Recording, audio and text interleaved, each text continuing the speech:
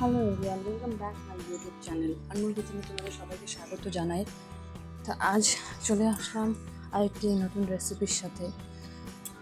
আজকের রেসিপিটার ক্যাপশন দেখে তো তোমরা অবশ্যই বুঝতে পারছো যে আমি কী বানাবো আজকে। তো আজকে আমি বানাচ্ছি খারকোল পাতার বাটা।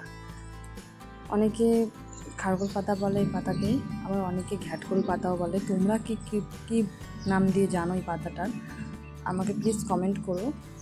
তো চলো রেসিপির দিকে যাওয়া যাক। দেখো পাতাগুলোকে আমি ভালো করে ধুয়ে এবং কুচি কুচি করে কেটে নিয়েছি।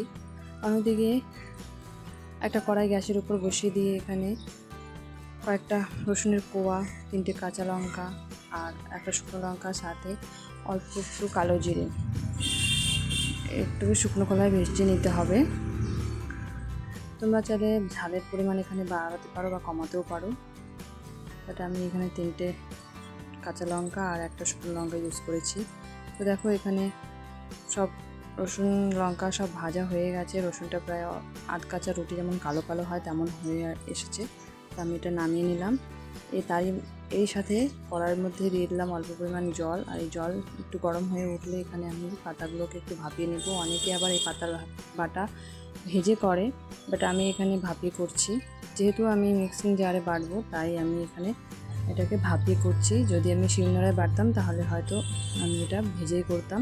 তো দেখো এখানে জল ঝরিয়ে নিলাম পাতাগুলোর ভাপিয়ে, আর মিক্সিং জারে এখানে দিয়ে আমি এটার একটা মিহি পেস্ট বানিয়ে নেব। হ্যাঁ, এখানে পরিমাণ মতন একটু জল দিয়ে বেটে নিতে লাগবে, যেহেতু আমরা এটাকে পরে তেল দিয়ে একটু ভাজবো, তাই জলটা শুকিয়ে যাবে প্রায়। এর জন্য আমি এখানে অল্প একটু জলের ব্যবহার করেছি। তো দেখো এদিকে আমার বাটা হয়ে গেছে, আর এখানে আমি একটা কড়াই বসিয়ে দিয়েছি। কড়াইয়ের মধ্যে দিয়ে দিলাম 2 চামচ সর্ষের তেল। তেল গরম হয়ে আসতেই আমি এখানে বাটা চাটনিটাকে দিয়ে দিলাম ভাজার জন্য, আর এটার মধ্যে অল্প একটু জল ধুয়ে এটার মধ্যে দিয়ে গেলাম। তো এখন এটাকে মিডিয়াম আঁচে সুন্দরভাবে ভাজতে হবে। একটু কড়াই যদি তোমরা আঁচটা বেরিয়ে দাও, গ্যাসের ফ্লেমটা যদি বাড়িয়ে দাও, তাহলে হয়তো সেটা লেগে যাবে, পুড়ে যাবে কড়াইয়ে। এর জন্য এটাকে একদম হালকা আঁচে ভাজতে হবে। তারই সাথে এখানে আমি দিয়ে দিলাম স্বাদ মতন লবণ।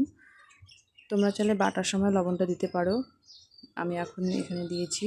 তো দেখো এখানে জল শুকিয়ে এসেছে প্রায়, আর আমার বাটাটা ভাজা হয়ে গেছে, এখানে কমপ্লিট হয়ে গেছে।